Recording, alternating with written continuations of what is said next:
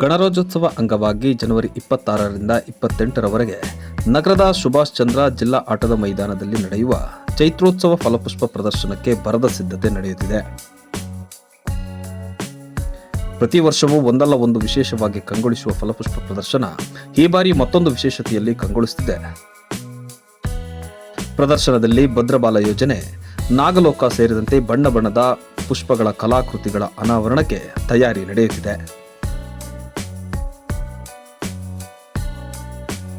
ಜನವರಿ 26ರಂದು ಬೆಳಗ್ಗೆ 10 ಗಂಟೆಗೆ ಫಲಪುಷ್ಪ ಪ್ರದರ್ಶನವನ್ನು ಜಿಲ್ಲಾ ಉಸ್ತುವಾರಿ ಸಚಿವ ಕೆಜೆ ಜಾರ್ಜ್ ಉದ್ಘಾಟನೆ ಮಾಡಲಿದ್ದಾರೆ.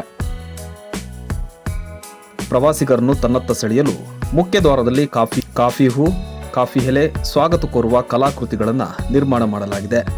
ಜೊತೆಗೆ ಲವ್ ಚಿಕ್ಕಮಗಳೂರು ಎಂಬ ಬೃಹತ್ ಆಕಾರದ ನಾಮಫಲಕವನ್ನು ಅಳವಡಿಸಲಾಗಿದೆ.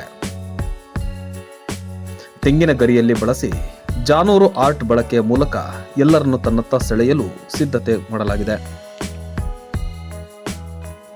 ಬಣ್ಣ ಬಣ್ಣದ ಹೂಗಳಿಂದ ನಾದಲೋಕ ಸೃಷ್ಟಿಸಲು ಪಿಯಾನೋ, ಗಿಟಾರ್, ವೈಲಿನ್, ವೀಣೆ, ಬೃಹತ್ ಡಾಲ್ಫಿನ್ ಹಾಗೂ ಟಾಮ್ ಮಂಜರಿ, ಬಣ್ಣ ಬಣ್ಣದ ಚಿಟ್ಟೆಗಳನ್ನು ಆಕರ್ಷಕವಾಗಿ ಫಲಪುಷ್ಪ ಪ್ರದರ್ಶನದಲ್ಲಿ ಸಿದ್ಧಗೊಳಿಸಲಾಗಿದೆ.